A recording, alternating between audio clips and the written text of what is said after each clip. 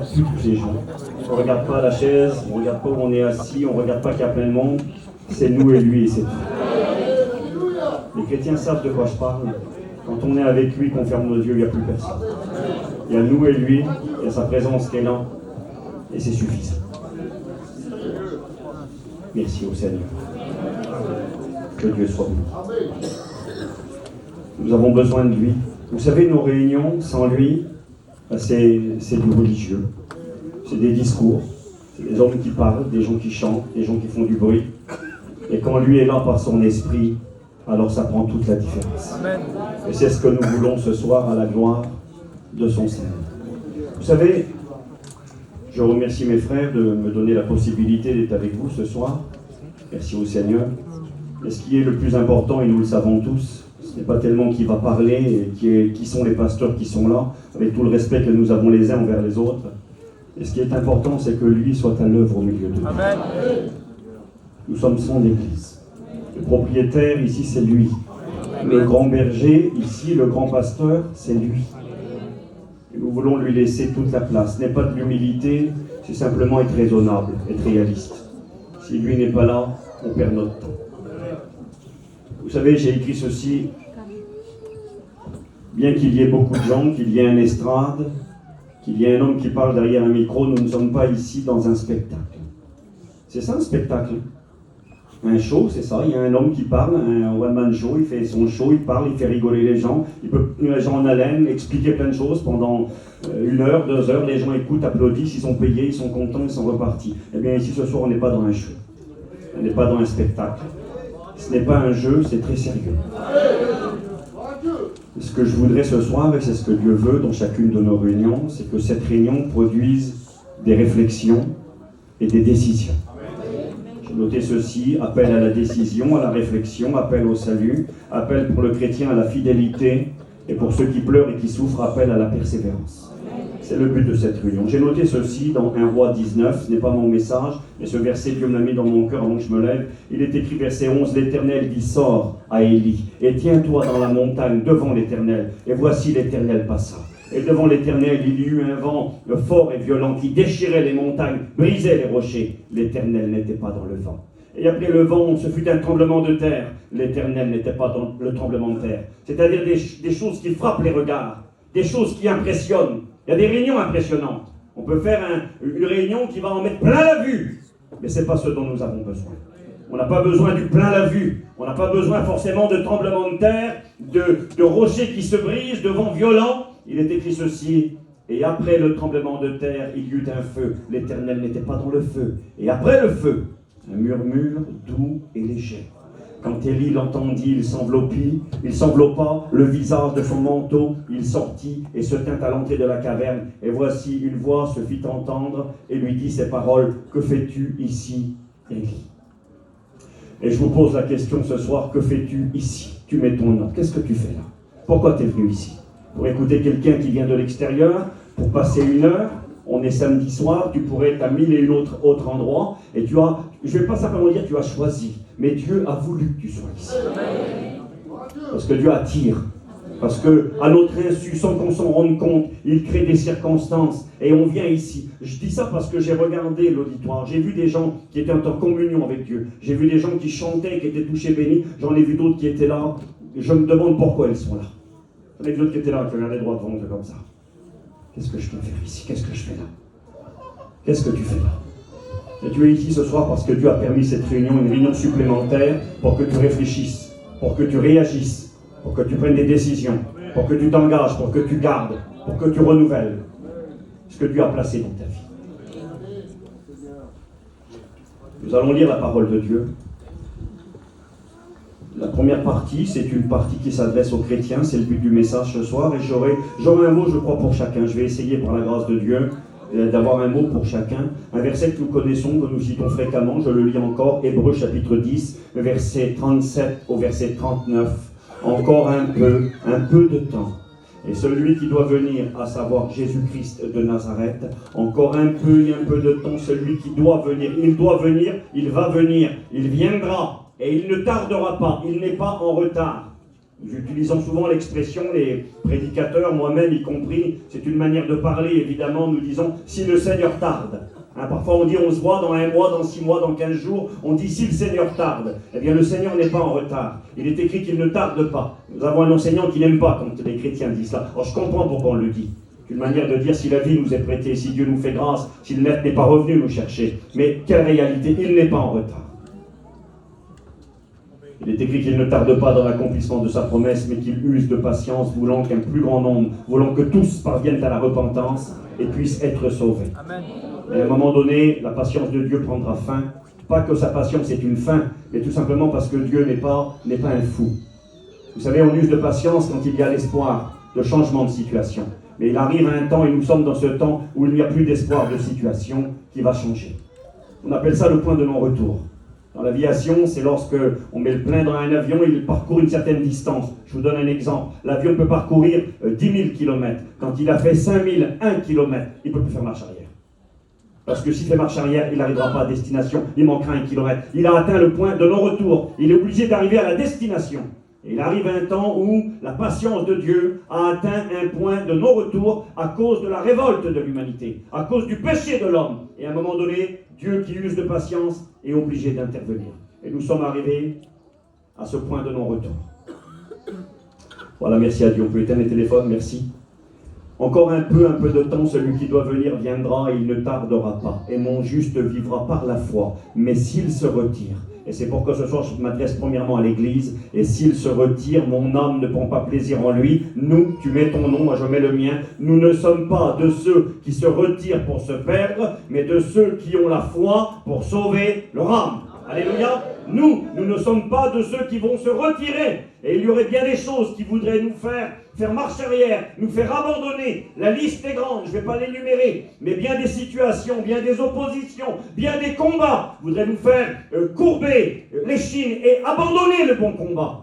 Et à travers la parole de Dieu ce soir, je vais essayer de vous motiver et vous encourager, vous dire, c'est pas le moment d'abandonner, il faut continuer. Alléluia, encore un petit peu, dans pas longtemps il arrive. C'est pas le moment de baisser les bras. Ça vaut le coup de serrer les dents et de continuer à avancer. Et le deuxième passage que je lirai pour vous et moi ce soir dans le livre du Deutéronome, chapitre 30, versets 15 et 16, nous allons lire et le verset 19 et 20. Voici, je mets aujourd'hui devant toi, et tu mets ton nom. Toi, c'est valable pour tout le monde, mais en particulier pour nos amis qui n'appartiennent pas à Jésus, en particulier pour celui qui peut-être s'est éloigné du Seigneur. Voici, je mets aujourd'hui, et c'est ce que je vais essayer de faire ce soir, devant toi, la vie et le bien. C'est beau ça. La vie et le bien, mais la mort et le mal. Car je te prescris aujourd'hui, conseil de Dieu, d'aimer l'Éternel ton Dieu, de marcher dans ses voies, d'observer ses commandements, ses lois et ses ordonnances, afin que tu vives. Amen. Qui veut vivre? Qui veut le bien et la vie? Je lève ma main. Amen. Je veux le bien, je veux la vie, je veux vivre. Eh bien le conseil nous est donné. Verset 19. J'en prends aujourd'hui à témoin contre vous le ciel et la terre. J'ai mis devant toi la vie et la mort, la bénédiction et la malédiction. Et c'est ce que nous faisons dans nos réunions. Nous essayons d'éveiller les consciences. Nous essayons de donner à prendre conscience de cette réalité qu'il y a un choix à faire. Il est écrit dans Jean 3, verset 36, celui qui croit au Fils, il a la vie. Celui qui ne croit pas ne verra pas la vie, mais la colère de Dieu demeurera sur lui. Il y a des choix à faire. Et là, il est écrit, j'en prends aujourd'hui à témoin contre vous le ciel et la terre. Je mets devant toi la vie et la mort, la bénédiction et la malédiction. Ça m'interpelle, je mets devant toi. Il ne dit pas, je mets devant vous. Il aurait pu mettre au pluriel. Je pourrais dire, ce soir, je mets devant vous. Non, c'est individuel, c'est pas collectif. Je ne peux pas répondre pour ma femme. Je ne peux pas répondre pour mon fils, ni pour ma fille, ni pour ma mère, ni pour mon père. Je le dis parce que je le constate parfois, dans certains foyers. Quand la femme abandonne, quand l'homme abandonne, les deux abandonnent. Non. Si ton mari veut abandonner, libre à lui. Deux dans un lit, l'un sera pris, l'autre sera laissé. On ne peut pas répondre. La volonté de Dieu, c'est que deux dans un lit, les deux soient pris. Et ça arrivera pour bien des familles. Mais malheureusement, pour certains, le choix sera individuel. Parce que c'est de ta responsabilité qu'il s'agit. Aime ton mari, honore-le. Aime ta compagne, honore-la. Mais si elle suit le mauvais chemin, tu n'es pas obligé de la suivre. Je le dis parce que je crois qu'il y a des personnes comme ça ici, ce soir. J'en prends aujourd'hui à témoin contre vous le ciel et la terre. J'ai mis devant toi la vie, la mort, la bénédiction et la vie. Conseil de Dieu, choisis la vie. bon conseil, afin que tu vives, toi et tes enfants, pour aimer l'Éternel ton Dieu, pour obéir à sa voix, pour t'attacher à lui, car de cela dépendent ta vie et la prolongation de tes jours. On peut faire encore une petite prière au Seigneur ensemble. Jonathan, tu le fais? On fait une petite prière au Seigneur, que Dieu nous parle et nous bénisse ce soir. Nous voulons entendre ta voix, Seigneur. Merci. Nous sentons que tu es en train de nous parler. Merci. Et c'est vrai que c'est l'appel personnel, Seigneur. Oui, Barodel. C'est un Merci. choix personnel, Seigneur. Et je veux répondre présent, Seigneur, à cet appel, Seigneur, que tu nous adresses ce soir. Seigneur, nous voulons aller jusqu'au bout avec toi. Alléluia. Nous ne voulons pas le retirer en arrière pour se perdre, Seigneur. Mais nous sommes ceux qui ont la foi pour sauver leur âme. Père, bénis ton serviteur, accorde une grâce particulière. Oui, Barodel. Dans le nom glorieux de Jésus. Je loue ton nom, Amen. Seigneur, pour ta fidélité. Merci, Barodel. Merci à Dieu. Dieu est fidèle. Alléluia. Et il est bon ce soir. J'aimerais ce soir vous parler d'un livre, pas pour faire sensation, pas pour faire mieux ni différent, mais parce que Dieu me l'a mis dans mon cœur et parce que, bien comme disait notre professeur Payon, nous voulons la Bible tout entière et le Christ tout entier. J'aimerais ce soir vous parler du livre de l'Apocalypse, je le ferai ce soir et demain, mais d'une manière particulière. C'est un livre sur lequel il y aurait beaucoup de choses à dire, mais je le ferai avec humilité, je le ferai aussi avec respect à l'égard de la parole de Dieu, mais je le ferai pour essayer de vous montrer ce livre d'une manière qui est une manière de laquelle on n'envisage pas ce livre-là. Vous savez, quand on parle de ce livre, l'Apocalypse, dans l'esprit des gens, ce mot résonne et représente des choses terribles. C'est bon? Ça va?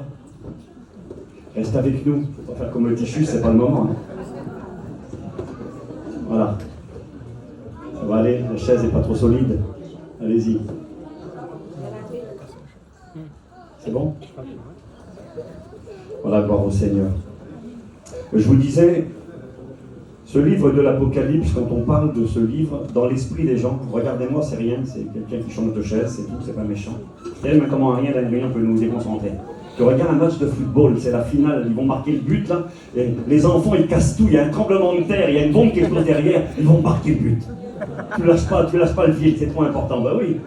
Et puis à la réunion, je sais pas, il y a une mouche qui vole sur le côté, tout le monde part, restons ensemble. Alléluia. Je vous disais, ce livre, Apocalypse, c'est un livre, quand on cite le nom, eh bien dans l'esprit des gens, il y a quelque chose qui s'éclaire. Qu'on soit chrétien, non chrétien, quelqu'un du monde. D'ailleurs, c'est un mot qui revient régulièrement à l'actualité, à la télévision, dans la bouche des journalistes, dans la bouche des gens qui nous dirigent. On parle de l'Apocalypse. Et quand on parle de ce livre, et quand on dit ce nom, ça résonne dans l'esprit des gens. Alors, j'ai pas envie de le faire pour pas perdre de temps, mais généralement, quand on parle de ce livre et quand on utilise le mot Apocalypse, dans l'esprit de chacun, c'est ce que ça veut dire. Ça veut dire guerre, catastrophe, fin du monde, chaos, malheur, souffrance. Est-ce que c'est vrai? C'est vrai, Jason? Quand tu dis à quelqu'un, quand tu arrives quelque part, qu'il y a eu un drame, tu dis c'était l'Apocalypse. Tout était cassé, le toit, une tempête est passée, la maison était en miettes, la caravane était retournée, un accident, un drame, tu dis c'était l'Apocalypse. Parce que dans l'esprit des gens, l'Apocalypse c'est ça, c'est la fin du monde, c'est la destruction, c'est la désolation, c'est la colère, c'est le chaos. Alors, au risque de vous décevoir, peut-être de vous étonner, pour certains, c'est pas du tout ce que ça veut dire Apocalypse. Et ce n'est pas le message premier de ce livre. Pour ceux qui étudient et qui lisent ce livre, sans parler d'études, mais simplement de le lire, vous allez vous rendre compte qu'en réalité, le mot Apocalypse commence, dès le début de ce livre, c'est écrit, nous allons lire, commence par une expression sur laquelle je vais m'arrêter ce soir et vous présenter les deux possibilités, les deux alternatives. Demain, je ne parlerai presque pas du côté négatif. J'essaierai de vous parler principalement pour l'Église des choses spirituelles. J'ai noté ça, moi, regardez, spirituelles et bénissantes. J'ai marqué l'Apocalypse signifie pour beaucoup guerre, catastrophe, chaos, fin du monde. Et d'ailleurs, il y a une horloge qui a été créée, une horloge fictive qui n'existe pas, un comité d'experts en 1947, après la Deuxième Guerre mondiale, quand ils ont découvert le cataclysme de la bombe atomique à Hiroshima et Nagasaki, ils avaient conscience qu'ils avaient créé quelque chose de terrible. Et là, ils ont fait l'horloge de la fin du monde. C'est un comité d'experts qui se réunit chaque année et qui est composé d'éminents scientifiques, d'hommes politiques, les grands cerveaux de ce monde se réunissent. Et puis, ils ont fait une horloge, et ils ont dit minuit, c'est la fin du monde. Minuit, c'est l'apocalypse, c'est la destruction, c'est le chaos, c'est le point de non-retour pour l'humanité. Alors on devra, nous, chaque année, avertir les hommes pour leur dire, faites attention, n'allez pas trop loin, ressaisissez-vous, changez de direction. Et chaque année, l'horloge, eh bien, elle avance ou elle recule, elle peut reculer.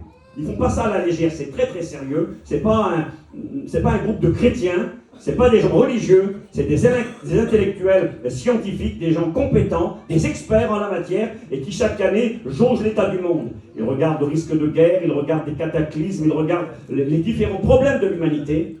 Et puis cette année, en 2023, ils se sont prononcés, selon eux, nous sommes minuit, c'est la fin du monde. Il pourrait être 10 heures, il pourrait être 6 heures, il pourrait être 3 heures. Non, eux ils disent, il est 23 heures, 58 minutes et 20 secondes. 23 heures, 58 minutes, 0 heure, c'est la fin du monde. Et 20 secondes. Selon eux, il reste 100 secondes avant la fin du monde. Ça fait 76 ans qu'ils travaillent ensemble. Ils disent qu'ils n'ont jamais été aussi près en 76 ans de la fin du monde, selon leur dire à eux. Sans compter le conflit qui vient d'éclater en Israël récemment. Donc si on y ajoute celui-ci, pour eux, ils touchent du bout du doigt la fin du monde. Alors moi j'ai noté ceci. Si pour le monde et ses experts, l'apocalypse signifie la fin, la calamité, le désastre, le chaos, j'ai marqué, si c'est une réalité, si ceci est vrai, nous allons le voir ce soir, pour ceux qui malheureusement rejettent Dieu, méprisent le Seigneur, refusent son amour, il n'en est pas de même pour les enfants de Dieu qui appartiennent au Seigneur. Amen. Ce n'est pas du tout cela. J'ai marqué, ce livre est un livre merveilleux, rempli d'espoir, rempli de paix, l'Apocalypse, oui, rempli d'espoir, rempli de paix, rempli de joie, rempli de consolation, d'encouragement. C'est une grande bénédiction, c'est l'évangile, c'est la bonne nouvelle. Même l'Apocalypse, c'est la bonne nouvelle. Pour le chrétien ou la chrétienne, c'est un livre de conseil, c'est un appel à la persévérance, c'est un livre d'encouragement, c'est un livre de consolation, c'est la garantie d'un avenir glorieux. J'ai marqué, ce livre Révélation est un message universel présentant les deux avenirs possibles et inévitables pour tous les humains. S'il est vrai que le futur des gens sans Dieu est effroyable et redoutable, l'Apocalypse nous en parle, celui des enfants de Dieu y est glorieux, formidable et désirable. C'est beau ça. Donc quand tu lis ce livre et que tu regardes ce qui est écrit pour ceux qui appartiennent à Dieu, ce livre ne te fait pas trembler, il réjouit ton cœur. Tu as envie de dire, quand tu as fini le livre, tu as envie de dire comme Job, en son temps, a reçu la révélation de la vie après la mort avec Dieu. Job va dire, mon âme languit d'attente au-dedans de moi. Que ce jour arrive vite. Il voulait mourir. Parce qu'il avait compris que quand il mourrait, il retrouverait ses enfants. Et il avait compris que quand il mourrait, il rencontrerait son Rédempteur qui était vivant. D'ailleurs, le livre de l'Apocalypse finit comme ça. Regardez, c'est la fin du livre. Et l'esprit et l'épouse disent, viens. Et que celui qui entend dise, viens. Et que celui qui a soif, que celui qui veut prenne de l'eau de la vie gratuitement. Celui qui atteste de ces choses dit, oui, je viens bientôt. Ça finit comme ça, le livre. Ceux qui ont écouté la révélation, ceux qui ont compris le message, ceux qui ont dit oui à Jésus, ceux qui ont persévéré et combattu le bon combat, à la fin ils disent, eh bien Seigneur, viens, viens. Ben, je suis pressé que ça arrive alors. Merci au Seigneur. Je vais commencer à lire le chapitre 1er. Il est écrit ceci, ça commence comme ça. Le mot apocalypse signifie le mot révélation, c'est-à-dire mise en lumière des choses qui sont cachées. Il y en a qui veulent connaître l'avenir, ils consultent des boules de cristal, ils consultent l'astrologie et bien des méthodes qui déplaisent à l'Éternel. Lisez la Bible et vous saurez quelle est la fin. Notre président Jimmy, je raconte cette anecdote, certains la connaissent certainement, ça m'avait interpellé quand il avait partagé ce témoignage. Un jour avait pris l'avion pour aller en Israël avec un groupe de notre mission. Une cinquantaine ou une centaine de gitans dans un avion, ça se remarque. C'est vrai, ça se remarque. Et puis forcément, pendant le voyage, une dame a bien remarqué qu'il y avait des individus qui n'étaient pas comme les autres à l'intérieur de l'avion. Et puis elle a demandé, mais elle a dit, mais vous êtes des gitans? Oui, forcément. Vous êtes des gens du voyage, des gitans? Et puis les frères ont dit, oui, madame. Et puis elle a dit, mais vous, les gitans, vous savez lire les lignes de la main, vous connaissez l'avenir? Parce que les gitans connaissent l'avenir. Et puis le président, à l'époque, qui était là, qui a écouté cette brave dame, disant, vous êtes des gitans, vous connaissez l'avenir. Eh bien, il a saisi l'occasion pour lui prêcher l'évangile. C'est ce qu'il lui a dit. Il lui a dit, oui, madame, nous sommes capables de vous annoncer votre avenir. Il a dit, donnez-moi votre main. Puis il a regardé, il a dit, madame, je vois des choses importantes. Qu'est-ce que vous voyez, monsieur? Je vois deux avenirs possibles pour vous. Et je vois aujourd'hui une décision à prendre essentielle. Et en fonction de la décision que vous prendrez, il y a deux avenirs pour vous. Il y a un avenir de tourment, de tristesse, de peine, de souffrance. Mais il y a un avenir de joie, de gloire, de bonheur et de paix. Et pour vous, il y a une décision à prendre, monsieur. Mais c'est quoi cette décision? Vous devez accepter Jésus-Christ. C'est beau. C'est le résumé de l'Apocalypse. Il y a deux avenirs pour vous. Il y a deux possibilités, deux alternatives, mais tout dépendra de votre choix. Il est écrit dans l'Apocalypse 1, verset 1er, révélation de Jésus-Christ. C'est une révélation. Écoutez bien, que Dieu a donné. Dieu a donné ça à Jésus, son Fils, pour montrer à ses serviteurs. Donc le livre de l'Apocalypse est écrit premièrement pour les serviteurs de Dieu. Ça ne veut pas dire les pasteurs forcément, ça veut dire les chrétiens et les chrétiennes, l'Église du Seigneur. Nous lui appartenons. Donc ce livre, il est pour nous les chrétiens en premier. Je ne vais pas m'excuser près de mes amis. Si vous n'êtes pas contents, devenez chrétiens. Alléluia. Révélation de Jésus-Christ que Dieu lui a donné pour montrer à ses serviteurs les choses qui doivent arriver bientôt. Pourquoi Dieu nous le montre aussi à nous, les serviteurs, aux chrétiens, aux chrétiennes, à l'Église? Pour que l'on puisse persévérer, être fidèles, et que l'on puisse aussi avertir ceux qui nous entourent. C'est pourquoi Dieu nous l'a donné. Il pensait à vous, mes amis. Révélation de Jésus que Dieu lui a donné pour montrer à ses serviteurs les choses qui doivent arriver bientôt. Bientôt, ça ne voulait pas dire dans 15 jours. L'Apocalypse a été écrit en l'année 95, il y a pratiquement 2000 ans. Bientôt, ça veut dire subitement. Ça veut dire quand le temps sera arrivé, il n'y aura pas le temps de se préparer, il faudra être prêt. C'est ça que ça veut dire. Bientôt, ça veut dire subitement. Quand le moment sera accompli, il est écrit, 1 Corinthiens 15, 51, 52, nous serons changés, transformés en un clin d'œil, en un instant. Le mot qui est utilisé, NRIP, ça veut dire un instant, un clin d'œil, et un instant, c'est le mot atomos. Ça veut dire espace de temps indivisible. Ça veut dire même pas une seconde. Quand le Christ revient, que le son de la trompette de Dieu retentit, et que l'Église part dans la gloire, ça se fait en même pas une seconde. Donc je crois qu'il faut être prêt. Il y en a qui ont dit, je m'accrocherai à ton vêtement. Tu n'auras pas le temps de lever le bras qu'il y aura une disparition. Même pas une seconde. Alors oui, ça va se faire précipitamment. Pour montrer à ses serviteurs les choses qui doivent arriver bientôt et qu'il a fait connaître par l'envoi de son ange. Dieu l'a donné à Jésus, Jésus l'a envoyé un ange pour l'attester à son serviteur Jean, lequel a attesté la parole de Dieu et le témoignage de Jésus-Christ, tout ce qu'il a vu. Verset 3, écoutez bien, nous sommes au début du livre. Jésus présente, Dieu me l'a donné, je l'ai donné à mon ange, qui l'a envoyé à Jean pour le donner aux serviteurs, pour le donner à l'Église. Pourquoi? C'est marqué heureux. Et ça, écoutez, c'est assez intéressant parce qu'on n'a pas le sentiment dans l'idée générale de trouver de la joie ou du bonheur. Le mot qui est utilisé là, le mot heureux, c'est le mot makarios, qui signifie, j'ai noté la signification pour ne pas me tromper, ça signifie le bonheur, la joie, la plénitude. La plénitude dans le bonheur. C'est une béatitude. Quand Jésus dit « heureux les pauvres en esprit »,« heureux », c'est le même mot qu'il utilise. Les bienheureux, les bénis, la plénitude, le bonheur, la joie. C'est l'opposé de malheur, maudit. C'est l'opposé de ça. Et là, ça commence comme ça, le livre de l'Apocalypse. La révélation donnée par Dieu à Jésus, par l'ange, pour le donner à Jean, qu'il donne à l'Église. Et ça commence « heureux ». Celui qui lit et ceux qui entendent les paroles de la prophétie et qui gardent les choses qui y sont écrites. Ça commence comme ça, le livre de l'Apocalypse. Pourquoi? Car le temps est proche.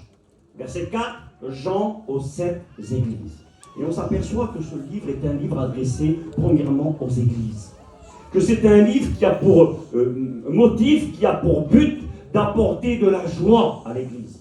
Alors vous voyez, on est très loin. Et je crois que l'une des raisons, c'est aussi peut-être un peu de notre responsabilité, de notre faute.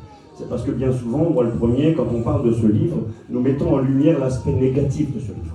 Nous mettons en lumière, et c'est une réalité dont parle le livre, je vais en parler un petit peu ce soir, eh bien, de cet avenir sombre, de cet avenir catastrophique, cette désolation qu'attend le monde. Et aujourd'hui, nous sommes proches de l'échéance. Alors effectivement, nous voulons informer et nous voulons avertir, dire aux gens, mais réveillez-vous, nous voulons les secouer parce que nous voyons la catastrophe arriver. Nous voyons l'accident.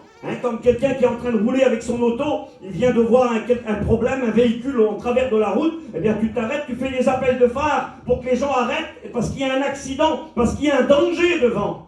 Et quelque part, c'est ce que nous voulons faire dans nos réunions. Et à travers la Bible et à travers ce livre, nous voulons faire des coups de phare spirituels à ceux qui ne sont pas prêts, leur dire danger, changez de direction. C'est le but de ce livre. Et ce livre commence par le mot heureux. Et je vais vous le montrer ce soir.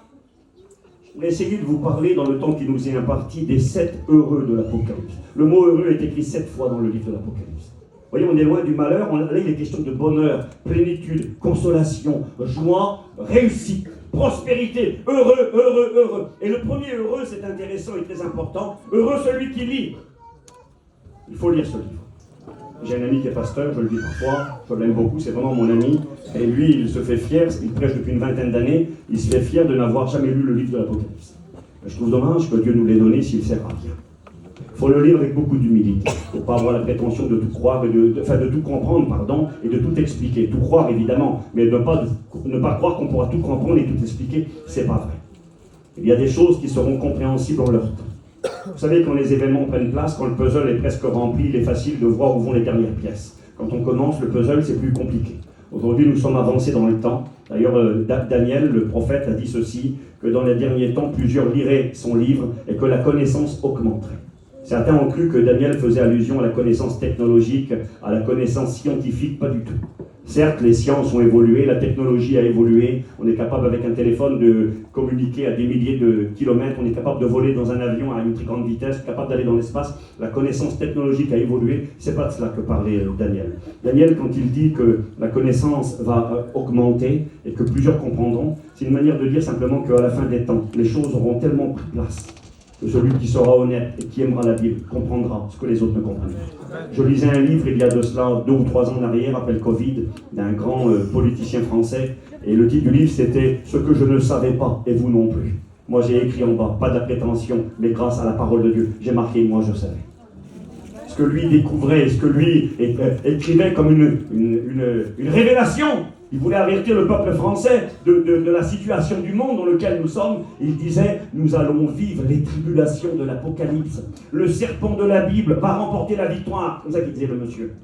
Un monsieur important en France, je peux faire publicité pour son livre. Et moi je marquais bien, moi je savais, et erreur, nous n'allons pas vivre les tribulations de l'Apocalypse. Nous allons bientôt partir au ciel dans la gloire. Nous sommes des chrétiens. Le premier heureux ceux qui lisent. En réalité, il semblerait que le mot grec ici fait allusion à une lecture à haute voix. Il semblerait que là, c'est une lecture dans l'église. Lecture, les pasteurs qui lisent la parole et qui lisent ce livre de l'Apocalypse, eh bien, ils sont heureux. Moi, je suis heureux de vous lire la Bible. Parce que la Bible est la vérité, parce que la Bible est une nourriture dont nous avons besoin. L'homme ne vivra pas de pain seulement, mais de toute parole qui sort de la bouche de Dieu. Et nous avons besoin de la Bible pour nourrir notre âme. Vous savez, quand quelqu'un est malade dans son âme, on l'envoie chez le docteur, chez le psychologue, le psychiatre, il essaiera de soigner les gens avec des médicaments, il va abrutir le corps, mais il ne pourra pas soigner l'âme. Parce que l'âme n'est pas physique, l'âme est spirituelle. Et on ne peut pas soigner l'âme avec des choses physiques. L'âme a besoin d'être soignée et d'être nourrie avec de la nourriture spirituelle. Et la nourriture spirituelle ne se trouve nulle part ailleurs que dans la Bible, la parole de Dieu. Alors nous avons besoin de ce livre. J'ai marqué « Heureux celui qui lit à haute voix et ceux qui entendent ». C'est vous ce soir. Mais le plus important n'est pas simplement de lire, n'est pas simplement d'entendre. Le plus important, c'est la 3e étape. Et tout à l'heure, j'ai écouté le frère qui disait, qui a pris la parole. Il a dit qu'il ne fallait pas simplement écouter la parole, mais qu'il fallait la vivre. Il fallait la garder. Heureux celui qui lit, merci à Dieu. Heureux ceux qui entendent, c'est vous. Et heureux ceux qui gardent les choses qui y sont écrites, car le temps est proche. J'ai marqué heureux parce que c'est un privilège, c'est un bénéfice, c'est un honneur d'être au bénéfice de la parole de Dieu. La vérité, il faut le réaliser. Les mecs qui viennent à la réunion comme ça, c'est rien du tout. Ça me semble que c'est rien une réunion. J'étais en Irlande encore cette semaine, je suis rentré mercredi chez moi. Je suis allé visiter une petite famille avec les frères. Et bien cette petite famille, pour aller à la réunion, elle doit faire entre 4 et 500 km pour aller à la réunion. Oui. Entre 4 et 500 km, parce que nous n'avons qu'une seule église. On vient d'ouvrir une annexe avec les frères, et moi je leur donne un petit coup de main, mais on a une seule église dans le pays d'Irlande. Certains font jusqu'à, je vous dis, presque 500 km pour écouter la parole de Dieu. Et des fois ici on a l'embarras du choix, on a 50 églises autour. Tu vas à la réunion, oh, je n'ai pas envie. Bon, je suis fatigué, je suis contrarié, j'ai un film à voir à la télévision, j'ai ma série, je ne peux pas, j'ai pas envie. Réaliser que de venir à la réunion, c'est un grand privilège, c'est un honneur d'être au bénéfice de la parole de Dieu, et il faut en prendre conscience. 1. Nous avons besoin de la parole de Dieu, j'ai noté, pour connaître Dieu. Pas pour croire en Dieu. Avons-nous besoin de la Bible pour croire en Dieu? Non. Non, parce que c'est écrit dans l'Épître aux Romains, chapitre 1er, qu'à travers la création, l'homme est obligé d'arriver à la conclusion qu'il y a un créateur, et s'il ne cherche pas Dieu, il est écrit qu'il est inexcusable, parce que la création parle du créateur. Donc pas besoin de la Bible pour croire en Dieu. Vous allez dans les endroits les plus retirés du monde, vous allez en Amazonie, dans la jungle profonde, vous allez, je ne sais pas, n'importe où, eh bien il y a cette notion d'un Dieu, même s'ils ne savent pas qui il est. Et c'est là qu'arrive l'importance de la Bible. Parce que pour croire en Dieu, il n'y a pas besoin de la Bible, mais pour connaître Dieu, il y a besoin de la Bible. Parce que de croire qu'il y a un créateur, c'est une évidence. S'il y a une voiture qui est posée devant, s'il y a une maison qui est construite, c'est bien quelqu'un qui l'a bâtie. Il y avait un homme qui était un athée convaincu, qui faisait la guerre à l'évangile, il s'appelait Voltaire en France, et ce qui l'embêtait, il disait avec honnêteté, il appelait Dieu le grand horloger. Parce qu'il disait devant la perfection de la création qu'il comparait à une horloge, il se disait, il doit bien y avoir un horloger. Eh bien, il y a bien un horloger. Et cet horloger, pour le connaître, qui il est, qu'est-ce qu'il veut, qu'est-ce qui lui plaît, qu'est-ce qu'il désire de nous, nous avons besoin de la Bible. Alors oui, heureux ceux qui entendent, heureux ceux qui lisent la Bible. Parce que ça nous permet de connaître Dieu. Mais le plus important, parce que Dieu mettait ça dans mon cœur, je pensais à vous tout à l'heure. J'étais dans le train, je fermais mes yeux, je pensais à la Réunion. Et le Seigneur me disait, Steve, il y a combien de personnes qui viennent t'adorer? Combien de gens viennent participer? Encore bien plus des fois quand il y a une mission. On n'y va pas habituellement, mais il y a un gars d'extérieur qui vient, on va aller écouter, on verra bien, on va passer 1 heure. Je vais faire plaisir à mon cousin, à ma cousine, à mon frère, à ma mère, à ma invitée. Je vais aller passer 1 heure, mais on y va comme ça. Dieu me disait, combien de gens qui viennent à la réunion? Combien de gens qui viennent et qui écoutent? J'avais un copain, moi, il connaissait tous les pasteurs de la mission. Il connaissait tous les anciens, il connaissait tous les frères. Il connaissait la Bible, je ne vais pas dire sur le bout des doigts, j'exagérais, mais il connaissait très bien la Bible. Il n'était pas chrétien. Il s'est donné au Seigneur, aujourd'hui il est rétrograde, il est dans le monde. Il aime les réunions, il aime les pasteurs. Il vient à la réunion, il invite les pasteurs chez lui. C'est son bonheur, il trouve une joie terrible. Il n'est pas chrétien. Donc de venir et d'écouter, merci d'être venu, merci pour ceux qui ont fait le déplacement, merci. Vous n'êtes pas venus pour moi, vous êtes venus pour vous. Vous savez, moi quand je vais dans un restaurant, même si le monsieur a un grand nom, le restaurateur, je ne viens pas pour lui, j'y vais pour moi. Je vais lui donner mes sous, lui il est content, mais moi je vais me régaler de la nourriture qu'il m'a préparée. Donc je ne viens pas pour lui, j'y vais pour moi. Vous n'êtes pas là pour moi ce soir, vous êtes là pour vous. Amen. Et parce que vous êtes là pour vous, ne soyez pas simplement des gens qui viennent à la réunion. Ne soyez pas simplement des gens qui aiment écouter les pasteurs, les prédicateurs, qui connaissent, ah je connais un tel, je connais un tel, je connais la Bible, c'est bien. L'essentiel, c'est de la garder cette parole. Il y a des personnes qui sont là ce soir, j'en suis convaincu. Je ne suis pas prophète, et même si je l'étais, j'en ai pas besoin d'être un prophète, parce que nos églises sont toutes les mêmes. Que je prêche ici à Avignon, à Marseille, à Nice ou en Bretagne, c'est les mêmes auditoires. Il y a beaucoup de gens qui fréquentent nos réunions, qui sont des puits, des seaux percés, des crevasses, des seaux crevassés. Ils viennent à la réunion, réunion après réunion, ils écoutent les pasteurs, en veux-tu, en voilà. Ils écoutent des messages, des plus grands, des plus petits, mais c'est toujours les mêmes. C'est des citernes percées. Ils ne gardent pas. Ils sont contents le temps d'une réunion, et puis Satan vient à chaque fois, sous les traits d'un petit oiseau, il vient enlever la semence. Ça fait combien de temps que tu viens à la réunion? Que fais-tu ici? Pourquoi tu es venu? Ça fait combien de temps que tu viens, que tu écoutes et que tu connais, et que tu ne prends pas de décision? Je te le répète, tu n'es pas un spectacle. Tu n'es pas venu écouter un orateur, quelqu'un faire un beau discours. Tu es venu écouter la parole de Dieu, parce que Dieu t'aime, et parce que tu dois prendre des décisions. Il faut arrêter de venir à la réunion pour écouter les gens parler. Il faut venir à la réunion pour que la parole rentre ici, et je ferme et ça ne sort plus après. Il faut garder. Et si nous gardons, écoutez-moi bien mes amis, je vais avancer vite parce que sinon le temps va courir et je vais devoir courir aussi. Si nous gardons la parole de Dieu comme nous l'écoutons, quelle que soit la réunion, ce soir aussi c'est valable, et que nous prenons des décisions, eh bien nous sommes plus heureux que la mère de Jésus elle-même, Marie. Je dis ça pourquoi? Je lis la Bible, attention. Luc 11, quelle femme Marie, quelle femme respectable, honorable. On ne lui rend pas un culte, elle est morte aujourd'hui. Elle est dans le paradis, dans le lieu d'attente. Elle est heureuse, elle est avec le Seigneur. C'était une vraie chrétienne, cette femme. Elle ne peut rien pour nous, on ne lui rend pas un culte, je le répète. Nous faisons, nous, c'est Jimmy qui nous faisait l'étude aux écoles bibliques, nous faisons de la mariologie. La mariolatrie, c'est rendre un culte à Marie. Et c'est un péché. La mariologie, c'est étudier Marie, pour savoir qui elle était, et l'imiter, parce que c'était une femme à imiter. Une femme courageuse, une femme capable de prendre des décisions, une femme capable, avec humilité, de dire à ceux qui étaient là, moi je ne peux rien pour vous, allez vers Jésus. Rappelez-vous d'elle à Cana, elle dira, faites tout ce que lui vous dira. Amen. J'ai noté ceci. Jésus faisait des réunions un jour, et puis à un moment donné, une femme ne pouvait plus se retenir dans son cœur, elle était tellement contente de ce qu'elle écoutait ce jeune rabbin prêcher, elle aurait voulu être sa maman certainement. Elle lui a dit, Jésus, c'est écrit Luc 11, 27, heureux le sein qui t'a porté, heureuse celle qui t'a allaité. Jésus la regarde, il est écrit, il lui répondit, heureux plutôt ceux qui écoutent ma parole et qui la gardent. C'est bon ça? Heureux plutôt. Elle aurait pu dire, merci Marie, quelle contentesse. Oui, bien sûr, Jésus honorait sa mère. Mais Jésus va dire, heureux plutôt celui qui écoute ma parole et qui la garde. Plus heureux que Marie. Seigneur, que Dieu nous y aide. Il faut garder, retenir, conserver comme un trésor, parce que c'est la condition pour être heureux. Il y a des gens qui sont malheureux qui viennent à la réunion. Ils écoutent la parole de Dieu, mais ils ne la gardent pas. C'est pour ça qu'ils sont malheureux. Il y en a qui vous diront, moi j'ai été à la réunion, mon frère. J'ai écouté les pasteurs, j'ai même levé la main, j'ai donné mon cœur à Dieu, c'est toujours pareil. Mais oui, mais tu ne gardes pas. C'est pour ça que ça ne marche pas. Tu viens simplement écouter, mais ça reste que des mots. C'est la condition, si tu veux être heureux, il faut que ça garde. J'ai marqué la maison construite sur le roc, Jésus a dit, c'est celui qui écoute ma parole et qui les met en pratique. Celui-là sera heureux. Il sera sage, il sera prudent. J'ai noté, la Bible n'est pas de la magie. Je souris. La grand-mère de ma compagne, elle est partie près du Seigneur, c'était une vieille chrétienne. Mais elle avait quand même gardé des pratiques de la vie religieuse du passé. Pourquoi je dis ça? Des fois, cette vieille femme, quand elle était malade, c'est ce qu'elle faisait? Elle arrachait des pages de la Bible et elle les mettait dans elle, comme ça, dans son tricot. Elle mettait les pages là pour que ça la protège et que ça la garde. Ma femme, c'était l'une des plus vieilles des filles, elle lui criait dessus des fois le matin. Elle disait, Mamie, qu'est-ce que t'as fait? Elle dit, rien ma fille, j'ai rien fait. Mais elle dit, si. Elle dit non, elle dit d'arracher la Bible. Les feuilles ressortaient de chaque côté comme ça. Elle cachait les morceaux de Bible dans elle pour se protéger de la maladie. Comme si la Bible, le livre, ou les écrits auraient eu un pouvoir magique. Alors ça fait rire, mais quelle réalité?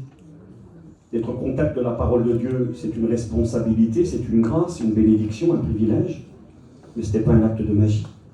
De venir à la réunion n'est pas une garantie. J'ai noté la Bible, ce n'est pas de la magie, le fait d'entendre uniquement est insuffisant, voire inutile et pire, pour être la raison, le motif de notre condamnation au dernier jour. Vous savez qu'il y en a qui viennent à la réunion pour rien. Ah bon, c'est marqué où? Marqué Hébreux 4, verset 2. La parole qui leur fut annoncée ne leur servit de rien, parce qu'elle ne trouva pas de foi chez ceux qui l'entendirent. Il y en a qui viennent à la réunion pour rien. Ne garde pas. Jean 12, verset 48, Jésus a dit, la parole que je vous annonce, et que vous n'acceptez pas, c'est elle qui vous jugera au dernier jour. C'est pour ça que je vous ai dit de venir à la réunion.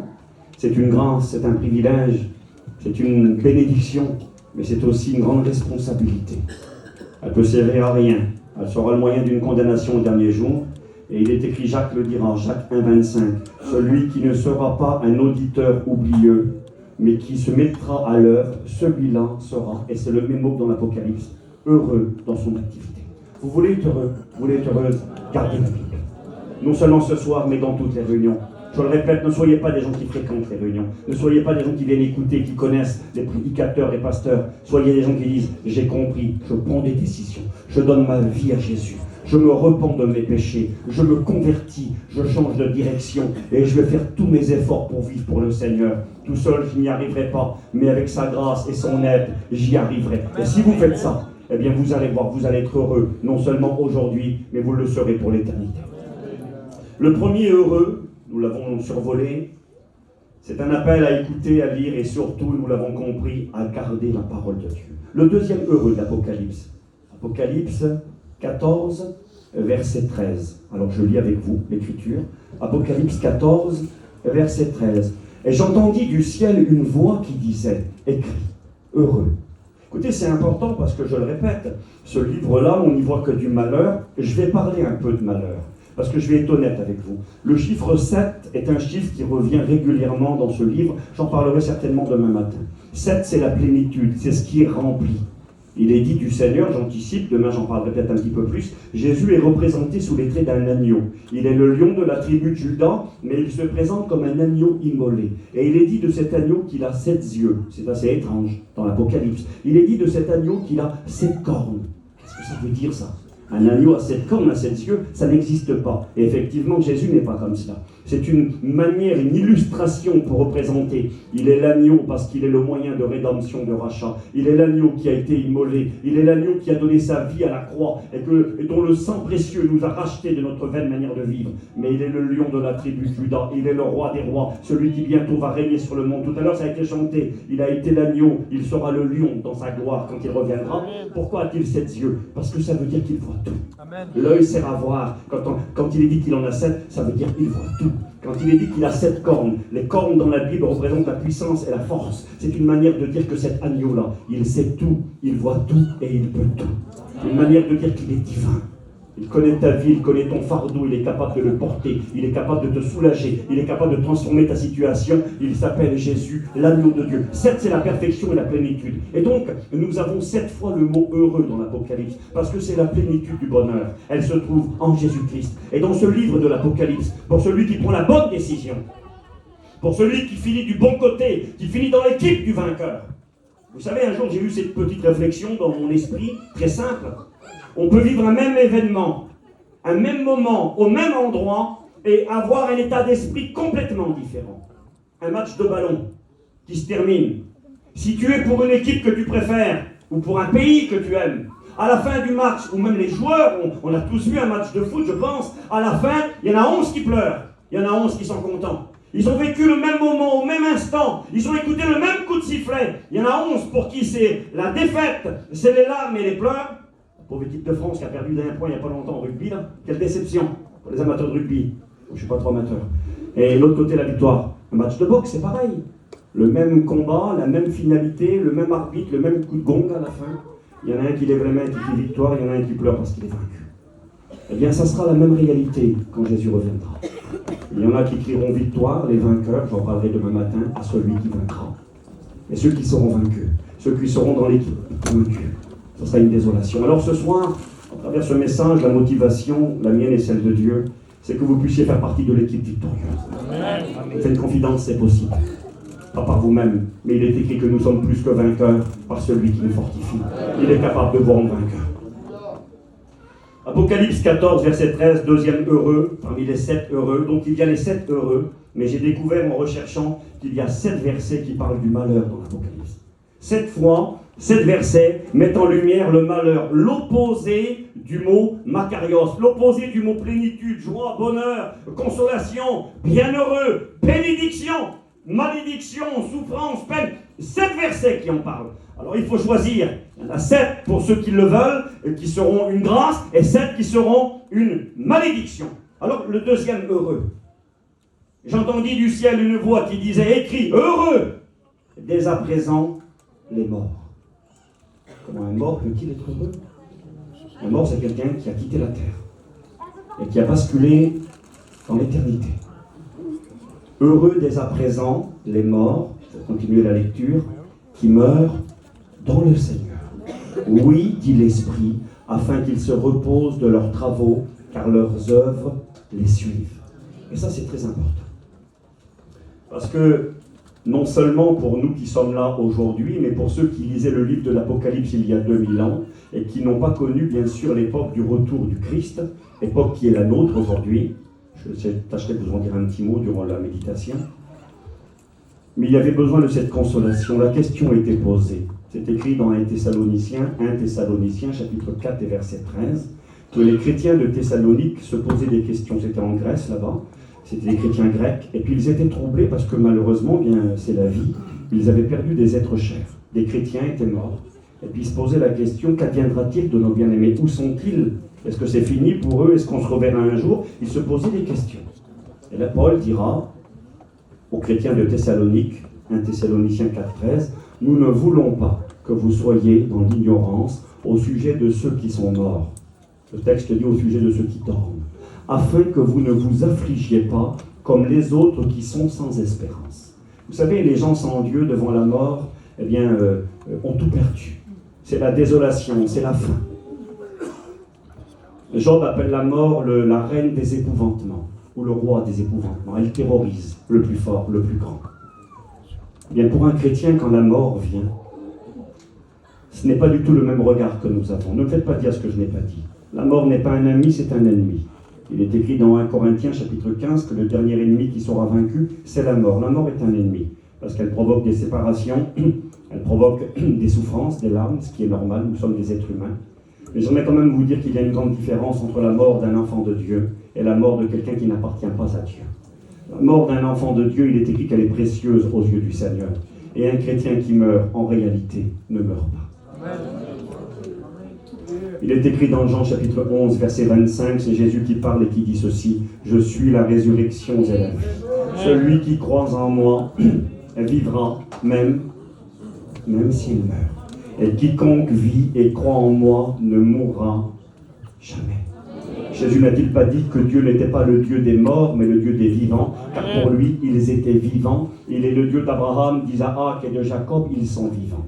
Et j'aimerais vous dire qu'un chrétien qui quitte la terre ne meurt pas, il est vivant. Il continue de vivre dans la dimension de Dieu. Il est avec le Seigneur. Paul pouvait dire: la mort m'est un gain, Philippiens chapitre 1er, et si je devais choisir, je ne sais ce que je choisirais. Restez pour vous prêcher l'évangile, pour le salut de votre âme, oui, je pense que c'est ce que je préfère. Mais s'il ne s'agissait que de moi, je préfère partir. Car pour moi, de loin, c'est le meilleur. Quitter la terre, c'est partir avec le Christ. Et c'est pourquoi il est écrit dans l'Apocalypse une parole terrible. Heureux, dès à présent, tout de suite, aujourd'hui, maintenant, les morts qui sont morts dans le Seigneur. Nos bien-aimés qui nous ont devancés ne sont pas anéantis, ils n'ont pas cessé d'exister, ils sont dans un lieu de repos, ils attendent, ils sont heureux, ils sont consolés, les anges les ont amenés dans la présence du Christ, et ils attendent cet événement glorieux qui arrive à grande vitesse, ou un signal donné à la voix d'un archange et au son de la trompette de Dieu. Ces morts en Christ qui sont heureux et consolés ressusciteront d'entre les morts. Il est écrit dans Jean 5, versets 25, 26, 27, Jésus a dit: l'heure vient où tous ceux qui sont dans les sépulcres entendront la voix du Fils de Dieu. Ceux qui auront fait le bien sortiront pour la vie éternelle. Ceux qui auront fait le mal sortiront pour la condamnation éternelle. Bientôt la voix du Fils de Dieu retentira et nos bien-aimés ressusciteront premièrement d'entre les morts. Et nous les vivants qui serons restés pour l'avènement du Seigneur, nous ne les devancerons pas, mais nous partirons à la rencontre du Seigneur avec eux dans les airs. Et nous serons toujours avec le Seigneur. Consolez-vous les uns les autres par ces paroles, dira l'apôtre Paul. Alors ils sont heureux. Seigneur, c'est beau.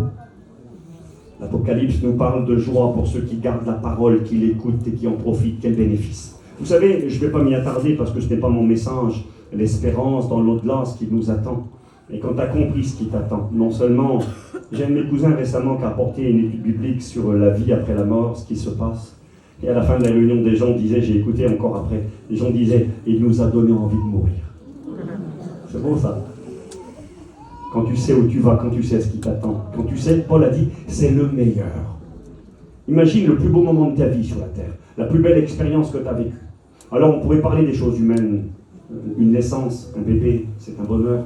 Hein, ton enfant, ton premier-né, quelle joie. On pourrait tous se rappeler, pour beaucoup d'entre nous, ce jour-là, quel grand jour, quel jour de joie. Je ne sais pas, moi, avoir fait une affaire, une acquisition, avoir acquis un terrain, une maison, ça produit une satisfaction, une certaine joie, il faut être honnête. Mais les plus bons moments qu'on peut passer sur la terre, le plus grand bonheur qu'on peut passer sur la terre, et les chrétiens me diront, oui, ceux qui ne connaissent pas Dieu ne peuvent pas comprendre, c'est quand le Saint-Esprit vient remplir ta vie. Amen. C'est pas vrai ça?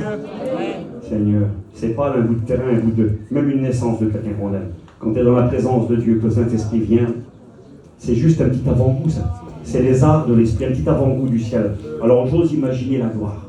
Ce que j'ai écouté, moi, des hommes et des femmes qui ont vécu des résurrections corporelles, ça existe.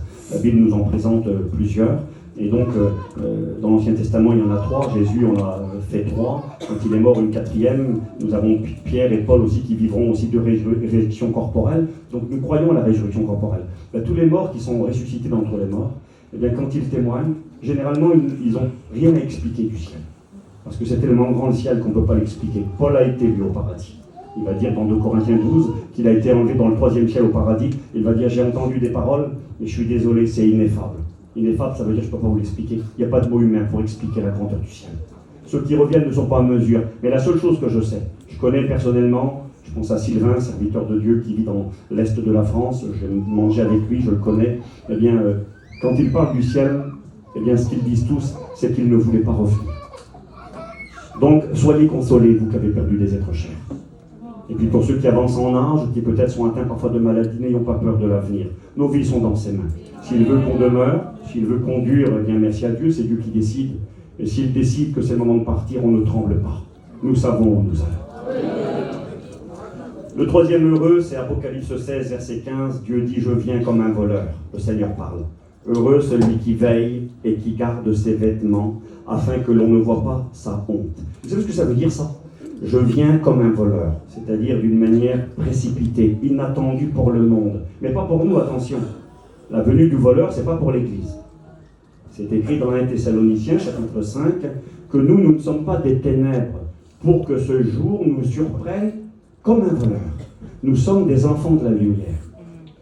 Un enfant de la lumière n'est pas surpris parce qu'il sait. Non seulement il sait que Jésus revient, un voleur, on ne sait pas quand il vient. Ben moi, je sais qu'il revient et je veux qu'il vienne. Qui veut la visite d'un voleur? Personne. Le voleur ne vient que pour dérober, égorger et détruire. Moi, je ne veux pas d'un voleur chez moi. C'est comme ça que le monde va percevoir la venue du Christ, comme un vol. Il y a des maris qui vont se retrouver sans femme, sans enfants. Il y a des femmes qui vont se retrouver sans mari, sans enfants. Il y a des gens qui vont, que des membres de la famille vont disparaître, ils vont quelque part être en colère contre le ciel. Il est écrit qu'ils vont maudire celui qui est dans les cieux. Donc, ils vont percevoir ça comme une tragédie pour ceux qui ne seront pas prêts. Mais pour nous, Jésus, sa venue n'est pas celle d'un voleur. Effectivement, nous ne connaissons ni le jour ni l'heure, mais nous savons qu'il vient. Et nous savons que sa venue ne sera pas pour nous un préjudice, mais qu'elle sera pour nous un bénéfice. Le préjudice, c'est quand ça fait du tort. Je t'ai pris quelque chose qui t'appartenait, mais quand il va venir, il ne va rien nous prendre, il va tout nous donner. Alors nous l'attendons, nous le désirons, béni soit Dieu. Je viens comme un voleur, c'est-à-dire à un moment inattendu pour le monde, mais heureux, celui qui veille et qui garde ses vêtements afin que l'on ne voie pas sa honte. Vous savez ce que ça veut dire? Donc j'ai noté, ça veut dire tiens bon, ça vaut le coup. C'est beau ça? Tiens bon, faut que tu tiennes bon. Parce que c'est vrai qu'aujourd'hui c'est compliqué. Non seulement parce qu'il y a la guerre en Ukraine ou qu'il y a un conflit en Israël, mais au-delà de tout ça, c'est compliqué, bien parce qu'il y a un combat spirituel à haut niveau. Le combat spirituel, ça n'a rien à voir avec le combat à Gaza là-bas, mais ce qui se passe dans le monde spirituel. Nous n'avons pas à combattre contre la chair et le sang, mais contre les principautés, les dominations, les esprits méchants qui sont dans les lieux célestes. Éphésiens 6, versets 10, 11, 12, 13, etc. On doit prendre les armes de Dieu, et le combat est réel. Parfois tout va bien. Parfois on a 10 francs sur le compte en banque, on a une santé à peu près correcte, on manque de rien, humainement parlant ça va, mais ça ne va pas du tout. Parce qu'il y a une opposition qui est grande, il y a un combat spirituel à haut niveau qui se produit à l'intérieur de notre âme et de notre cœur, et parfois Satan essaie de créer des forteresses. Parfois il envoie des flèches enflammées et on est en train de brûler à l'intérieur. Et aujourd'hui, plus que jamais, l'Apocalypse chapitre 12 nous parle de ce combat spirituel de la fin des temps. Il y avait une guerre dans le ciel. Michel et ses anges qui combattaient contre Satan et les démons. Et ce combat spirituel, c'est aujourd'hui. Parce qu'il est écrit que quand le combat se termine, Satan est jeté sur la terre. Et quand il est jeté sur la terre, commence la grande tribulation, les jugements divins. L'antéchrist est mis en place et commencent les calamités sur l'humanité. Eh bien, aujourd'hui, nous sommes au fort du combat. Le combat spirituel fait rage. Et s'il y a des terroristes dans le monde qui terrorisent l'humanité sur la terre, j'aimerais vous dire qu'il y a des terroristes dans le monde spirituel qui nous font la guerre et qui n'épargneront personne. Un terroriste n'épargne pas les enfants, n'épargne pas les femmes, n'épargne personne. Satan n'épargne personne. S'il peut détruire un jeune de 12 ans, 13 ans, 15 ans. Vous savez, je vous ai dit, j'ai la grâce d'aller dans ce pays d'Irlande, donner un petit coup de main. Eh bien, Satan a une main mise sur ce pays énorme. Il a mis un poison dans le cœur des gitans là-bas, des voyageurs de ce pays-là, et il leur donne comme échappatoire, quand ils ont des problèmes, le suicide. On a des familles là-bas où il y a 20, 22, 25, 30 suicides dans la même famille.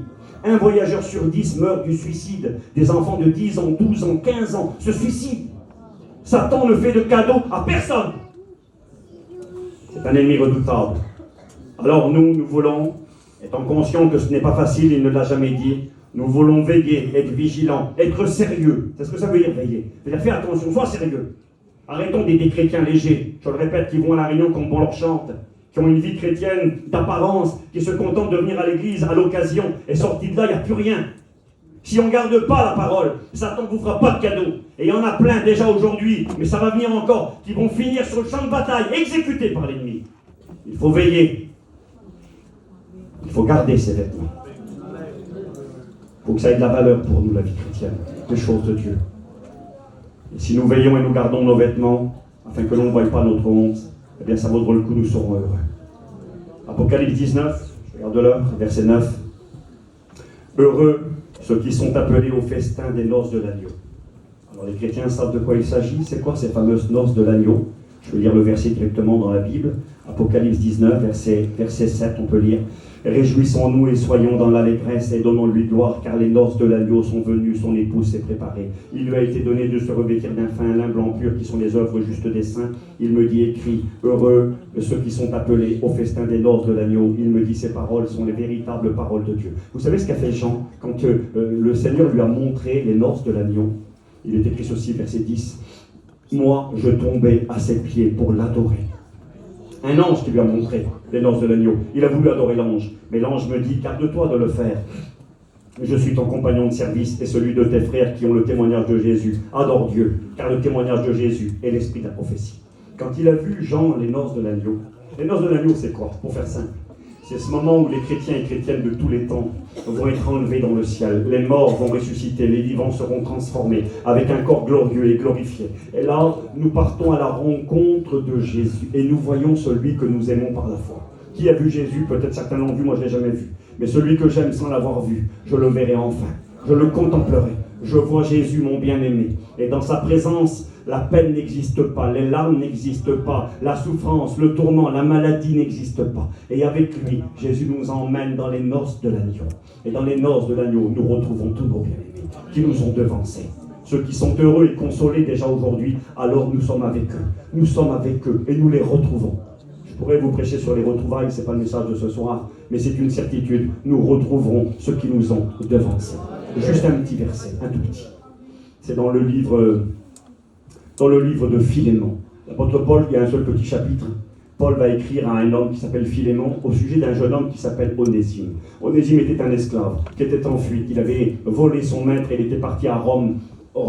Colosse, il vivait dans la ville de Colosse pour aller à Rome, à peu près, je ne sais plus, 2000 km. Il est loin là-bas. Et puis, il ne voulait pas de l'évangile, le jeune Onésime. Ça ne l'intéressait pas et il a fait du tort à son maître. Et puis là, le maître avait le droit de le tuer, le droit de vie et de mort sur son esclave. Et le voilà là-bas à Rome, et à Rome, sur qui tombe Onésime, il finit en prison. Certainement qu'il a fait des bêtises, et quand il est en prison, il tombe sur l'apôtre Paul, le vieux serviteur de Dieu. Et là, dans la prison, l'évangile revient à lui. Paul lui annonce cette parole qu'il avait écoutée chez Philémon, là-bas. Il y avait des réunions chez Philémon, son fils était serviteur de Dieu. Et toujours est-il que là-bas, il réécoute la parole, et Onésime enfin se convertit dans la prison. Et là, Paul va écrire un petit mot à Philémon. Il lui dit, écoute, il va retourner chez toi, sois gentil avec lui. Puis s'il t'a fait des torts, je vais payer. Moi, je paierai pour lui. C'est ce que Jésus dit quand il parle de toi et de moi. Il dit à son Père, j'ai payé pour lui. Il a payé pour nous. Alors il dit, tu le mettras sur mon compte, je te le renvoie, lui une partie de moi-même. Et il dit ceci, quelle belle parole. Il dit, tu sais, Philémon, peut-être a-t-il été séparé de toi pour un temps, afin que tu le retrouves pour l'éternité. C'est marqué comme ça. Pour l'éternité. Il ne lui a pas dit, tu vas le retrouver pour 20 ans ou 30 ans. Hein. Il va vivre chez toi pendant 30 ans, puis quand tu vas mourir, non. Il dit, maintenant que c'est un chrétien, tu vas le retrouver, mais tu es appelé à vivre avec lui pour l'éternité. Amen. Alors nous retrouverons nos bien-aimés. Les noces de l'agneau, c'est un événement glorieux. Vous savez, j'aurais pu peut-être essayer, pas de piéger, mais vous poser une question peut-être un peu gênante. Je vous aurais dit, qui veut participer au festin de Dieu? Certains ont dit, moi je veux participer, non. Le festin de Dieu, les noces de l'agneau, c'est deux choses différentes. Les noces de l'agneau, c'est la grande fête dans le ciel qui est réservée aux chrétiens et aux chrétiennes, ceux qui ont dit oui au Christ. Les grandes retrouvailles, la consolation, le bonheur, la joie, quelque chose qui surpasse toute intelligence. C'était tellement grand que Jean a fait quelque chose de déraisonnable. Il est tombé au pied de l'ange, il a voulu l'adorer. L'ange a dit, arrête, stop, tu ne m'adores pas, c'est Dieu que t'adore. Il avait envie d'adorer tellement que c'était grand. Et c'est la raison pour laquelle tout à l'heure un frère a dit qu'on jettera nos couronnes aux pieds du Seigneur, eh bien on aura envie d'adorer dans la gloire. Ça sera tellement grand, cette présence, cette gloire, ces retrouvailles, ce bonheur que l'on ne peut pas ni décrire, ni expliquer, eh bien qu'on se prosternera devant Dieu et qu'on voudra tout simplement l'adorer. Amen. Le festin de Dieu, c'est l'opposé des noces. Pendant qu'il y a un repas dans le ciel et des noces dans le ciel, le festin de Dieu sur la terre, c'est ce moment où Dieu rassemblera les nations du monde entier pour essayer de détruire Israël. Dernière tentative, Armageddon. Je l'ai dit, ce n'est pas mon message de ce soir. Mais Armageddon, ce n'est pas une guerre des nations entre elles. Armageddon, c'est une guerre de toutes les nations rassemblées ensemble pour essayer de détruire Israël, pour faire la guerre à Dieu. Et dans cette guerre qui sera un échec, ça finira par le festin de Dieu. Il est écrit que Dieu rassemblera des oiseaux du monde entier pour manger la chair de ceux et de celles qui seront venus pour lui faire la guerre. Donc nous ne participerons pas au festin de Dieu qui sera un jugement, une calamité pour ceux qui resteront, mais nous participerons pour nous les chrétiens aux noces de l'agneau, qui sera une consolation, les grandes retrouvailles et un bonheur où nous adorons le Seigneur pour sa bonté et ses bienfaits. Apocalypse 20, verset 6, j'avance. Heureux et saints ceux qui ont part à la première résurrection. La seconde mort n'a point de pouvoir sur eux, mais ils seront sacrificateurs de Dieu et du Christ, et ils régneront avec lui pendant 1000 ans. Donc nous avons une progression, nous avons les morts qui sont heureux, nous avons un jour ce moment où on les retrouve aux noces de l'agneau, heureux, heureux, ça veut dire espérance, bonheur, consolation, et Apocalypse 20, verset 6, heureux et saints ceux qui ont part à la première résurrection. Alors pareil, la première résurrection c'est quoi? En réalité dans la Bible il y a 2 sortes de résurrection. Certains ont du mal à comprendre, parce que ils n'ont pas compris que première et deuxième ça veut dire 2 résurrections différentes. La première est celle des sauvés, elle a déjà été accomplie, quelqu'un l'a déjà vécue, une seule personne, Jésus de Nazareth. Quand il est sorti du tombeau, quand il est ressuscité, il est écrit que chacun ressuscitera en son rang. Christ comme prémisse, c'est-à-dire premier fruit de la terre, et ceux qui auront aimé le Christ et cru en lui quand il reviendra. La première résurrection, c'est celle des sauvés, pour faire simple. La deuxième, c'est celle des perdus. La première résurrection, c'est obtenir un corps glorifié, semblable à celui de Jésus. Le corps qu'a obtenu Jésus quand il est ressuscité, et à travers lequel il s'est montré aux disciples. Un corps capable de traverser les murs, capable de s'envoler dans les airs, capable de traverser les bandelettes quand il est ressuscité, capable de traverser la pierre, un corps capable de faire des miracles. C'est ce que dit 1 Corinthiens chapitre 15. Notre corps est semé corruptible, il est semé faible, il ressuscitera plein de force. C'est le mot dynamis, qui signifie capable de faire des miracles. Un corps capable de faire des choses glorieuses, un corps qui ne vieillit plus. Le corps que Jésus a obtenu il y a 2000 ans à la résurrection en tant qu'homme, c'est avec ce même corps qu'il reviendra sur la terre. 2000 ans plus tard, le corps n'aura pas pris une seule ride. Le corps glorifié, peut-être que ça paraît rien pour beaucoup, mais un corps qui ne te fait pas souffrir, qui a déjà souffert dans son corps. Les douleurs corporelles, c'est pas rien. Moi, j'ai eu des douleurs, des crises de calcul au rein. J'ai cru que j'allais mourir. J'ai eu des douleurs dans mon dos. J'ai eu des souffrances comme je me plains pas. Et les souffrances corporelles, le corps qui vieillit, le corps qui se dégrade, qui nous humilie, qui parfois nous handicape. Un corps plein de force. Un corps plus besoin, plus de chimio, plus de dialyse, plus besoin de médicaments, plus besoin d'être aidé, plus besoin d'hôpital. Là-haut, il n'y a pas d'hôpital. Là-haut, il n'y a pas de cimetière. Là-haut, il n'y a plus toutes ces conséquences. Parce que le corps glorifié. Et ça, c'est quelque chose de glorieux. Christ, le premier-né d'entre les morts, il est dit de lui qu'il est le prototokos, c'est-à-dire le prototype, le premier. Quand tu examines le corps du Christ ressuscité, ce qu'il est capable de faire, de vivre, c'est exactement ce que nous serons capables de faire. Alors oui, je comprends.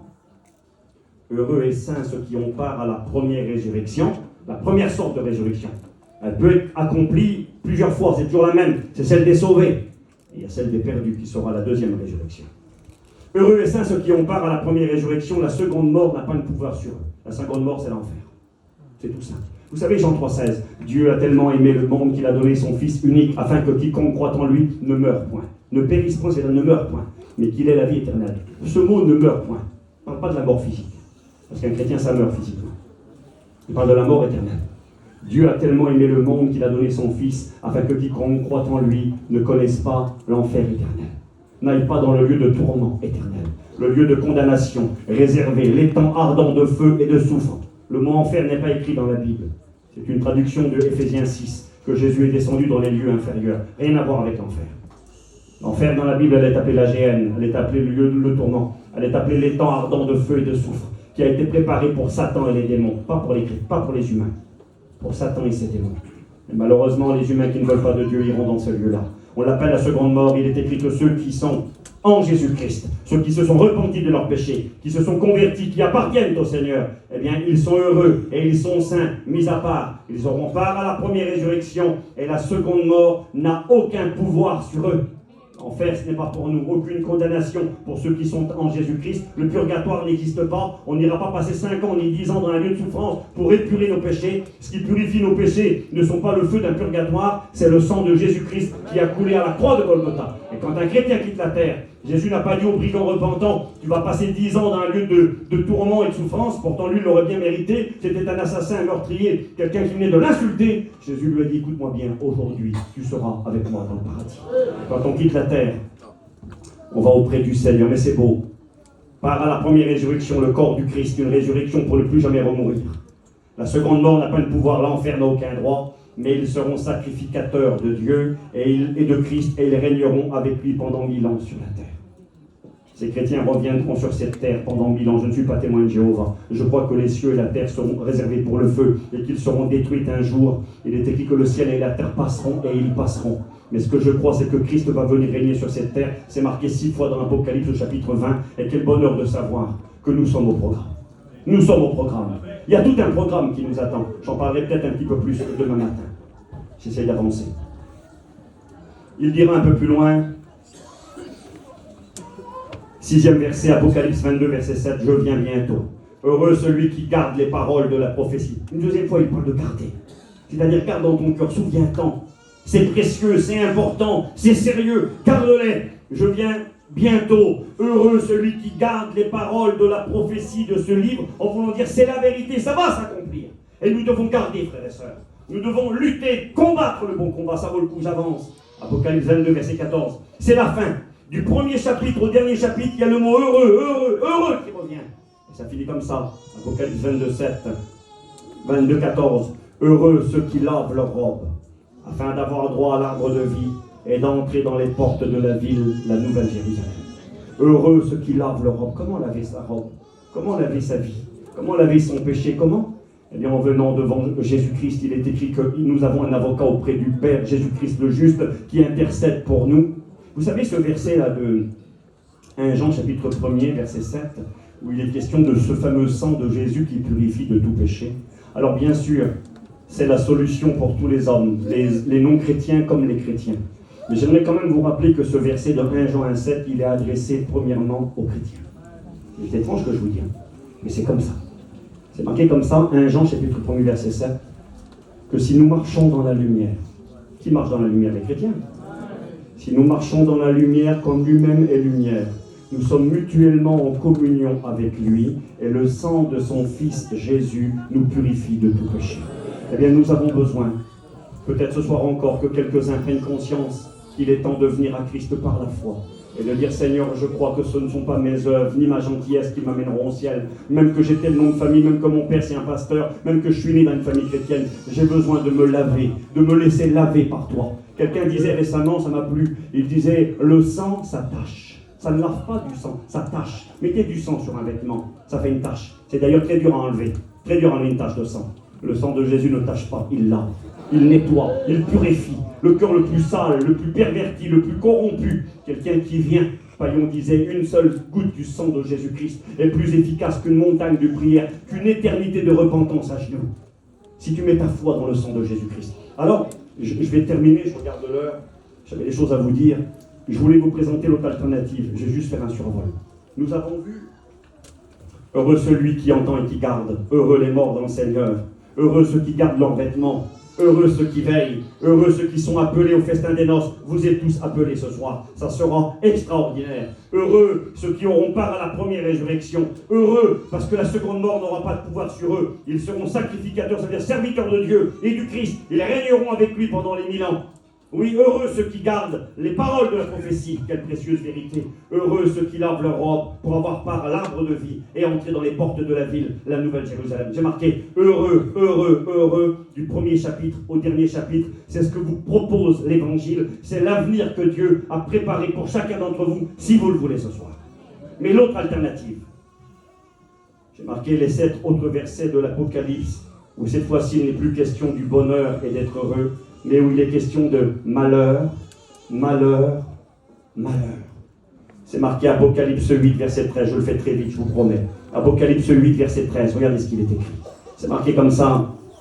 Je regardais et j'entendis un aigle qui volait au milieu du ciel, pour que tout le monde puisse écouter, ça venait d'en haut, tout le monde pouvait entendre, disant d'une voix forte. Et cette parole l'entendront ceux qui resteront. L'Église n'est plus sur la terre, elle est partie. À partir d'Apocalypse chapitre 4, le mot Église est mentionné 18 fois, au chapitre 1, 2 et 3. Et ensuite, le mot Église n'apparaît plus, il faudra attendre le dernier chapitre de l'Apocalypse. Et l'Église part au ciel à partir du chapitre 4, verset 1er. Et là, on arrive dans les jugements de Dieu. Et il est écrit ceci. Je regardais, j'entendis un aigle qui volait du milieu du ciel et qui disait, d'une voix forte, pour que tout le monde l'entende, malheur, malheur, malheur aux habitants de la terre, à cause des autres sons de trompette et des 3 anges qui vont sonner. Et il annonce le malheur sur ceux qui resteront. Une calamité. Et j'ai noté, je ne veux pas m'attarder, les coups de trompette qui viendront, qui annonceront le malheur. Les 4 premières, qui étaient un jugement, ont frappé la nourriture, la terre, les arbres fruitiers, l'herbe.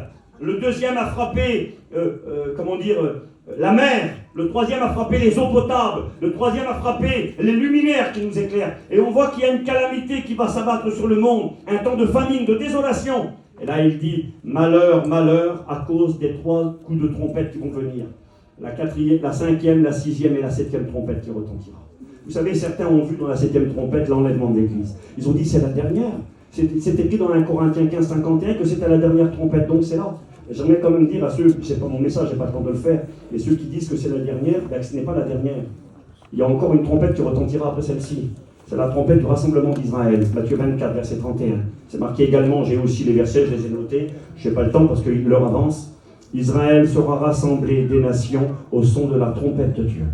Dieu rassemblera un dernier rassemblement d'Israël quand Jésus reviendra sur la terre pour régner. Donc ces trompettes-là ne sont pas la trompette dont parle Paul. Paul parle de la trompette de Dieu, la trompette des temps de la fin. Quand il dit la dernière, c'est le mot eschatos, qui veut dire la trompette de la fin, la trompette finale, qui sonnera le grand rassemblement des chrétiens et des chrétiennes pour les amener dans la gloire, pour les garder de la colère qui va s'abattre sur le monde entier. Nous ne sommes pas destinés à la colère, mais à l'acquisition du salut qui est en Jésus, parce que vous avez gardé la parole de la persévérance en moi. Gardez la parole, heureux ceux qui gardent la parole, parce que vous avez gardé la parole de la persévérance en moi. Jésus dit, moi, je vous garderai en dehors de l'épreuve qui va venir s'abattre sur le monde entier pour éprouver les habitants de la terre. Voici, je viens bientôt. Alors il va nous. J'ai noté ceci, 3 trompettes de malheur et de calamité. La 5e trompette, je n'y attarderai pas longuement, ce sont des démons qui vont tourmenter les hommes pendant 5 mois. Il est écrit comme ça, que ces démons, comparés à des sauterelles, c'est-à-dire comme une armée en grand nombre, qui ont le pouvoir de tourmenter les hommes, elles avaient sur elles comme roi l'ange de l'abîme, nommé en hébreu Abaddon et en grec Apollyon, qui signifie le destructeur, la désolation. Un démon qui vit dans l'abîme. L'abîme, c'est l'endroit où les démons ne veulent pas aller. C'est là où sont renfermés les démons les plus méchants. Il y a des degrés de méchanceté chez les démons. Jésus a dit que quand un démon est chassé d'une maison, eh bien, il revient, et que la maison elle est propre, elle est ornée, mais il revient avec 7 démons plus méchants. Donc il y a des degrés dans la méchanceté, dans la souillure, dans la saleté des démons. Et les pires des démons, ils sont dans l'abîme. Rappelez-vous de cet homme de Gadara qui était possédé d'une légion. Les démons ont dit, ne nous envoie pas dans l'abîme. Et là, il est question de cet abîme. Où sont ces démons? Ils ont un roi qui les domine. C'est même pas le diable, il s'appelle Abaddon, Apollyon. Et il est dit de ce démon et ses hordes qui viendront tourmenter les hommes. C'est pourquoi il est écrit malheur pendant 5 mois. Pendant 5 mois sur la terre, il est écrit que des hommes voudront mourir. Ils désireront la mort. Mais la mort ne les touchera pas. Ils seront tourmentés à un niveau jamais égalé, dans l'angoisse, la dépression et la désolation. Malheur. Ça, c'est l'option. Écoutez-moi, j'ai bientôt fini. J'ai essayé de vous brosser un survol des grands heureux de l'Apocalypse. Heureux, heureux, heureux, heureux. Et là, nous avons malheur, angoisse, dépression, combat spirituel, des démons qui vont attaquer les hommes comme jamais ils ne l'ont fait, et les tourmenter à un haut niveau. Je n'ai pas le temps de m'y attarder. 6e trompette de malheur. C'est marqué comme ça dans Apocalypse au chapitre 9, verset 12. Le premier malheur est passé, voici, il vient encore un 2e malheur après cela. Le 2e malheur, mes amis, je n'ai pas le temps de le lire, c'est une guerre mondiale. Vous savez, je vous ai dit qu'Armageddon, ce n'est pas une guerre mondiale des nations entre elles. C'est une guerre mondiale contre Jésus, contre Dieu, en essayant de détruire le peuple d'Israël qui aura lieu à la fin des temps, à la fin du temps de jugement qui vient sur le monde. Ce n'est pas pour demain. Ce qui se passe aujourd'hui, ce n'est pas Armageddon, ce n'est pas Gog et Magog, ce qui se passe en Israël. Ce n'est pas le temps. Mais ça révèle que c'est possible. Et ça révèle surtout que les nations qui sont mentionnées dans la Bible comme devant jouer un rôle dans cette guerre finale sont ces nations dont on parle aujourd'hui à la télévision. C'est très important, mais donc je n'y attarde pas. Dans l'Apocalypse, nous est enseigné que 2 grandes guerres mondiales frapperont les hommes après l'enlèvement de l'Église. Ce n'est pas Armageddon. Nous avons une guerre dans l'Apocalypse au chapitre 6. Le 2e sceau est ouvert. Un sceau, c'est un morceau de cire que l'on casse et avec lequel on scellait les documents officiels. Et quand le 2e sceau est ouvert, il est écrit, Paul va dire, je vis un cavalier monté sur un cheval rouge. Il avait une grande épée qu'il portait donc à la main, et il avait le pouvoir d'enlever la paix de la terre pour que les hommes s'égorgent les uns les autres. Guerre mondiale. Et dans les 4 premiers cavaliers, les 4 premiers sceaux, il est écrit Apocalypse 6, verset 8, que 1/4 de l'humanité va mourir. 2 milliards de morts. Par la guerre, par les épidémies et par les famines. En même temps, ce n'est pas chronologique, c'est ensemble qu'ils vont s'abattre sur l'humanité dès que l'Église part au ciel. Quand l'Église part au ciel, la Bible nous parle d'une grande guerre mondiale.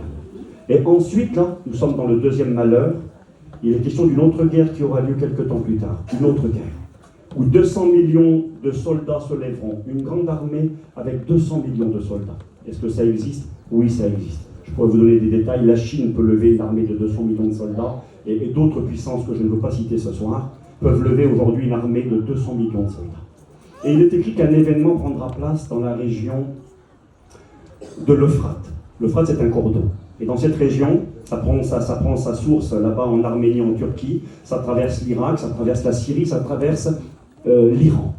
Et bien dans cette région du monde, un événement va se produire. La Bible déclare qu'il y a des démons qui sont gardés là pour le jour, l'année, le mois et l'heure. Ils attendent le moment où ils auront l'autorisation. Ça c'est important. Quand tu as compris l'Apocalypse, tu as compris que celui qui commande dans ce livre, c'est Jésus. Excusez-moi, ce n'est pas Poutine, ce n'est pas les grandes semondes, ce n'est pas Biden, ce n'est pas tous ces hommes-là qui commandent. Le grand patron, c'est lui.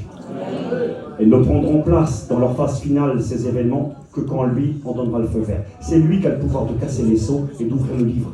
C'est lui le grand patron. Quelle sécurité pour nous. Nos vies sont dans ses mains. Et quand le deuxième malheur s'abat sur la terre, c'est une guerre nucléaire qui s'abat sur le monde entier. Et je voulais quand même vous dire ça, je ne voulais pas trop m'attarder et je ne voulais pas parler de l'actualité, pour bien des raisons. Et j'ai écouté ça et j'ai vu ça hier ou avant-hier, alors je m'excuse, je n'ai pas eu le temps de tout réécrire.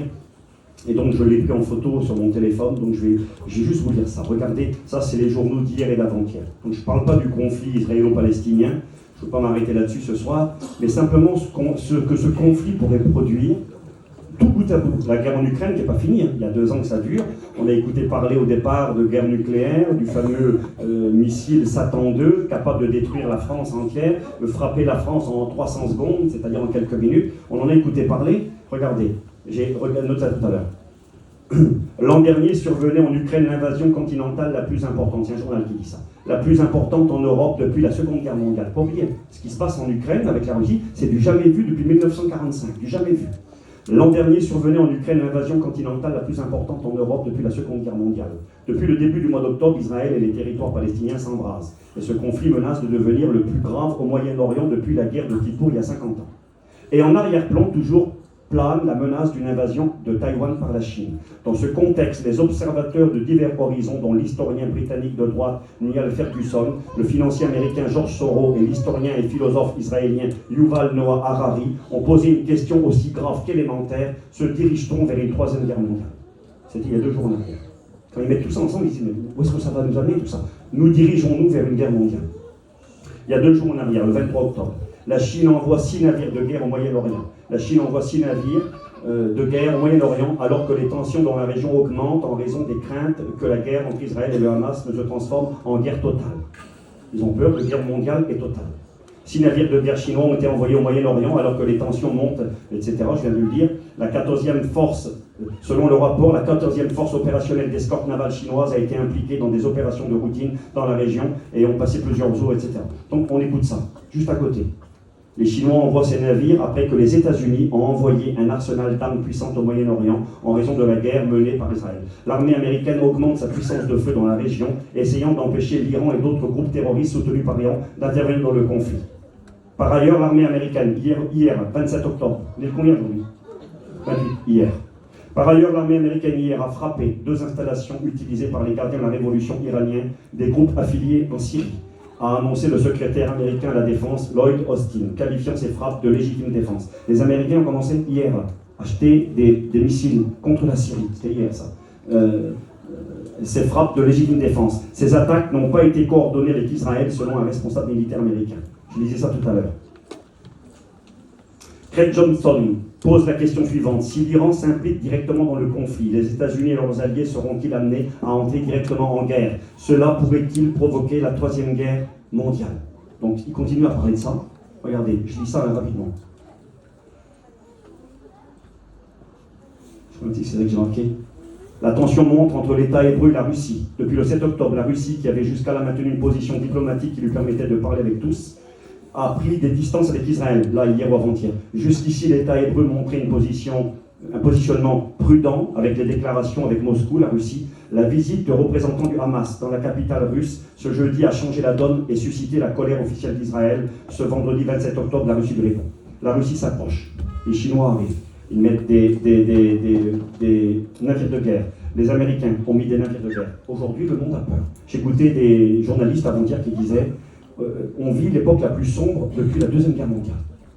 Et nous, généralement, le chiffon, il se rend compte de rien. Nous, demain matin, il faut qu'on va chiner. On est dimanche, on ne chine pas le dimanche normalement. Et lundi matin, il faut qu'on va chiner. Il faut qu'on va travailler, on va faire nos marchés, on va aller vendre des légumes, on va aller nettoyer, les femmes ont leur petit ménage, les enfants à l'école. Et puis, c'est tellement loin de nous. On se rend juste un petit peu compte quand on va au magasin qu'il faut payer un petit peu plus cher les commissions, que le gasoil vend un peu plus cher, mais c'est à peu près tout. Mais on ne se rend pas compte qu'autour de nous, le monde panique et parle de guerre mondiale.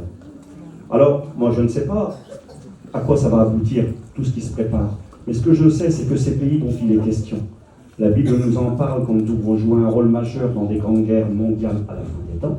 Aujourd'hui, on écoute parler tous les jours, et le monde là, se prépare à une éventuelle troisième guerre mondiale. J'aimerais vous dire que si cette guerre devait arriver, j'espère que non, et si elle devait arriver et qu'elle est celle dont parle la Bible, ben moi j'ai pas peur, je ne tremble pas. Ça veut simplement me dire à moi, Steve, que je vais partir au ciel. C'est tout.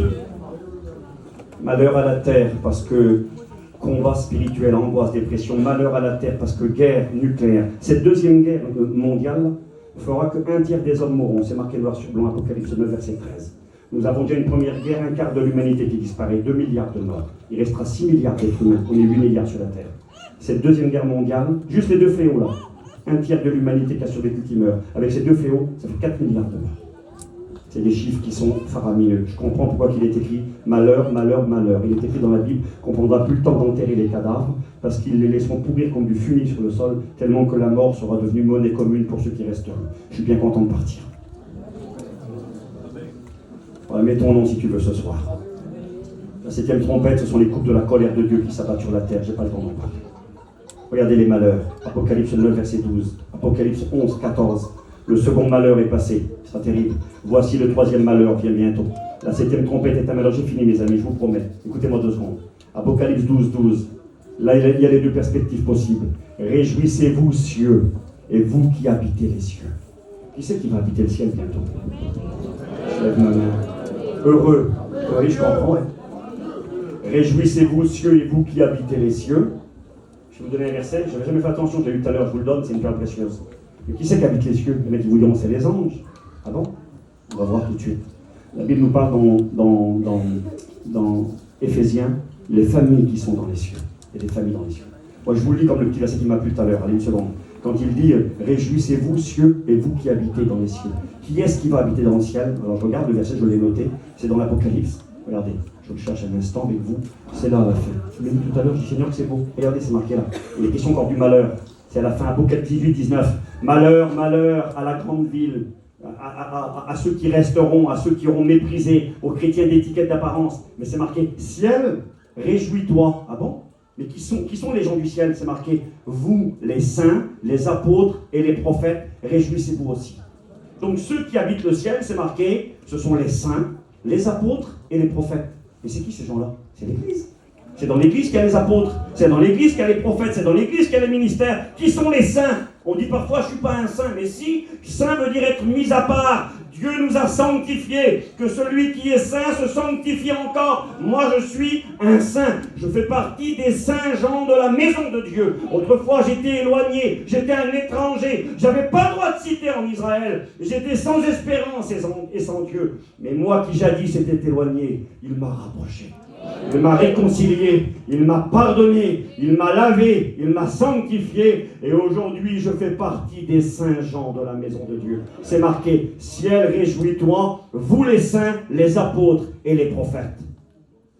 Malheur à la terre et à la mer, parce que Satan est descendu vers vous, animé d'une grande colère, mais réjouissez-vous, cieux, et vous qui habitez les cieux. J'ai marqué, le monde aura affaire à la colère du diable, puis à celle de Dieu et de l'agneau. Bon courage. Pour les chrétiens, heureux, heureux, heureux. Nous serons enlevés, nous serons consolés. Donc je dois arrêter, j'ai d'être raisonnable un minimum. Je voulais vous présenter ces deux alternatives. Dans le livre de l'Apocalypse, c'est de cela qu'il s'agit.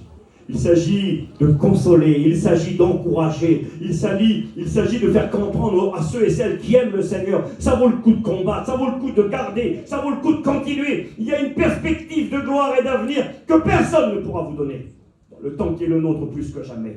Dans ce temps d'angoisse, de désespoir, où les gens voient tout sombre et ils ont raison de voir sombre, où il n'y a plus d'avenir, où il n'y a plus d'échappatoire, où il n'y a plus de solution. Et j'écoutais l'année dernière ou l'année précédente, face justement au problème en Ukraine. L'année dernière, c'était qu'un commerce qui gagne beaucoup d'argent aujourd'hui, c'est la construction des bunkers. En France et à l'étranger. Les gens construisent à tour de bras des bunkers. Ils se préparent à pouvoir se mettre à l'abri pendant 1 an, 2 ans, 3 ans. Ils mettent de la nourriture, des couvertures, de l'eau, de quoi survivre, avec des murs épais en béton, parce qu'ils s'attendent à une grande catastrophe qui va s'abattre sur eux. Eh bien, ne perdez pas votre argent, ne gaspillez pas votre argent dans les bunkers. Il y a un grand bunker dans le ciel. C'est Jésus qui l'a construit. Aucun missile, aucune cataclysme, aucune misère ne pourra le toucher, ce bunker-là. En plus, il est gratuit. Dieu nous a tant aimés qu'il a payé le prix. Il y a cette perspective de gloire. Alors j'ai terminé. Je mets devant toi la vie et la mort. C'est ça l'Apocalypse. Je mets devant toi la bénédiction et la malédiction. Je mets devant toi le heureux, heureux, heureux, heureux. Mets ton nom si tu le veux. Je mets devant toi le malheur, malheur, malheur. Le Seigneur te dit, choisis la vie, afin que tu vives. On baisse nos têtes. On n'est pas venu passer un bon moment. On n'est pas venu pour écouter quelqu'un parler. On est venu pour que Dieu nous parle. Et avec beaucoup de sérieux. Parce que ça nous place devant nos responsabilités, prendre des décisions. On baisse tous nos têtes, s'il vous plaît. Je vous demande 2 minutes, on prie le Seigneur. On finira la réunion. L'appel, je le fais dans ton cœur. Je pourrais faire un appel, chanter un cantique, il est un petit peu tard, lever des mains, ça serait bien. Mais on n'en a pas forcément besoin. Tu as compris la parole de Dieu, toi qui es là ce soir. Tu as compris qu'il y a ces 2 avenirs possibles pour toi. Et du choix que tu feras ce soir, dépendra pour toi le bonheur éternel, la paix, la gloire, le heureux, ou la déception, la désolation, le tourment, la peine. Qui veux-tu rencontrer, le Christ ou l'Antéchrist? Qui veux-tu? Où veux-tu aller? Au ciel ou rester ici-bas? Où il y aura de la colère et du malheur, du malheur et du malheur. Ça arrive à grande vitesse. Les événements que nous vivons actuellement peuvent, je ne dis pas que c'est le cas, mais peuvent être ceux dont parle la Bible devant arriver après l'enlèvement de l'Église. Et si tel est le cas, nous pouvons partir ce soir. Ce soir, il faut être prêt pour l'échéance. Et cette réunion t'a été donnée pour que tu sois prêt. Cette réunion t'a été donnée, chrétien, chrétienne, pour que tu renouvelles tes engagements et que tu gardes. Tiens bon, ma soeur. Je viens comme un voleur, heureux celui qui garde ses vêtements. Garde tes vêtements, ma soeur. Garde, mon frère. Garde ce que tu as reçu. Satan va essayer de te le prendre. C'est pas facile. Tu as besoin de la grâce de Dieu. Il est là ce soir. Seigneur, je te rends grâce. Nous prions, Seigneur, ensemble. Seigneur, garde-nous. Nous savons que le rendez-vous approche à grande vitesse. Encore un peu de temps, celui qui doit venir arrive. Et nous ne voulons pas être de ceux qui se retirent pour se perdre, mais de ceux qui gardent la foi pour sauver leur âme. Aide-nous, Seigneur, à combattre le bon combat, celui de la foi, à persévérer, à garder la parole de la persévérance en toi. Nous ne voulons pas lâcher prise. Nous voulons le heureux que tu nous as préparé. C'est ce que tu as préparé pour nous. Et je te prie pour nos amis qui sont là ce soir. Pour celui et celle, Seigneur, qui est venu dans ce lieu perdu, qui est venu dans ce lieu sans espérance, sans but. Ta parole lui a été annoncée pour lui faire comprendre qu'il y a de l'espoir en toi, qu'il faut et qu'il est temps de te dire oui ce soir. Bénis le rétrograde, qu'il revienne à la maison du Père pendant qu'il est encore temps. Que ce message ne soit pas inutile, mais profitable pour chacun d'entre nous. Je te demande de convaincre les cœurs, de bénir les vies, dans le nom de Jésus-Christ. Je pense qu'on peut pendant 3 minutes prier le Seigneur. Un frère va nous chanter un cantique, il y a des bons chanteurs, béni soit Dieu. Vous nous chantez un cantique et le temps de se changer, j'aimerais que tu réfléchisses à la parole de Dieu. J'aimerais que celui qui n'était pas chrétien, qui a écouté la parole, et qui ce soir est placé devant un choix, dise oui Seigneur, merci, tu m'aimes. Tu es gentil pour moi. Tu m'as informé, tu m'as rappelé, tu m'as averti. Je veux faire partie des vainqueurs. Je vous l'ai dit à la fin d'un match, soit on lève les bras et on est heureux, soit on baisse la tête et on pleure. Que veux-tu pour toi? Baisser la tête et pleurer? ou lever ta tête et te réjouir, tu peux le faire ce soir. Il vient te chercher. Bientôt, nous allons le rencontrer. Sa venue est aussi certaine que celle de l'aurore. Elle est imminente. Ce soir, il t'invite à t'approcher, à te donner à lui, à revenir, à t'attacher à lui. On écoute les frères nous chanter un cantique, on prie le Seigneur durant ce chant. S'il vous plaît, tous ensemble. Toutes les têtes sont baissées. Il n'y a rien à voir. Il y a tout à recevoir. Prions le Seigneur le temps d'un cantique. Souvent à genoux, mon Dieu,